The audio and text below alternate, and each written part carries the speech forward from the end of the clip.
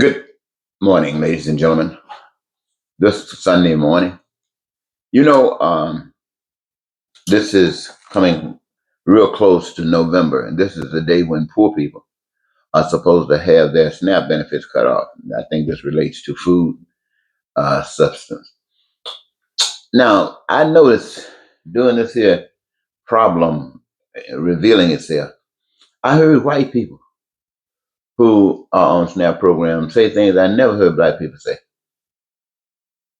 For instance, I heard white people say stuff like they were getting two, three, $4,000 for food. They got three or four kids, and now they got this letter, most recent, saying that their benefits were going to be cut down, and if they were receiving a couple $1,000, they might be receiving 100 or 80 something now. And these white folks are going crazy. But what thing that blows my mind is what I hear the men say. I heard several men say stuff like, I got 4, 5 kids. Now they're going to send me a letter talking about I got to go to work. I'm just thinking to myself, what? I'm serious. What? You got 4 or 5 kids and now they're telling you you got to go to work? How the hell do you think they were going to eat? that just, I was just blown away the way how black folks don't think like that. You give black folks $100, they say, whoa, don't give them two. But anyway, I'm just saying how privileged these white folks must be getting thousands and then talk about they got to go to work. Well, I'm not trying to put down work. All I'm trying to say is that white people who run the show in America, and I'm probably thinking all over the globe for the most part, is set this up. You set this up, the pain and suffering that people are experiencing now would be only obvious if they were robbed. You see, they were prepared for by God, and they suffer to suffer for nothing.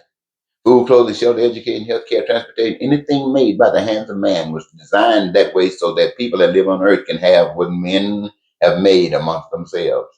The earth, the resource, and all that stuff was free. And it was for people who all they had to do was to engage themselves in the process of making sure that it was here. Those resources were here in an abundance, so no one would ever suffer. That's what God made it to be. But no, people like Donald Trump came down and lied to other people, like the ones he told they were privileged. Those folks bought that stuff. When they told the other folks who weren't trash, they weren't even human beings. Those folks bought that stuff. They created this. And we're going through all of the oil spill that came from it. And we're not talking about fixing it. We're just talking about the problems we got. We got this problem, we got that problem, we got this problem, we got that problem. Where it come from? It came from here, it came from there. How do you fix it? You get silent. Nobody talks about fixing it because there's only one way to fix it. The way to fix it is go back and do what God designed to do in the beginning. How do you fix the sun? How do you fix the day? How do you fix the night? How do you fix dirt? How do you fix water? I think it's H2O. My point, ladies and gentlemen, I think you got it. So while you're around here now talking about AI is going to be taking up so many of the jobs, I want you to know that AI is a gift from God as well. And when you lose your job because of AI, it was not God coming down to punish you. It was a door opening up for you to have an advancement. So when you think that when these AIs are coming in, just like when anybody else came and took your job before, it was time for you to move on up. So it's time for human beings to move on up, to do different things. Those things that still require for them to do, the AI won't be doing, or there are not enough AIs to do it. Humans will do it, but rest will move on up. You see, we came here to live, to express God, not to be a slave for anybody else. I'm not a black man a slave for a white man. Neither am I a slave for a woman or a woman a slave for me.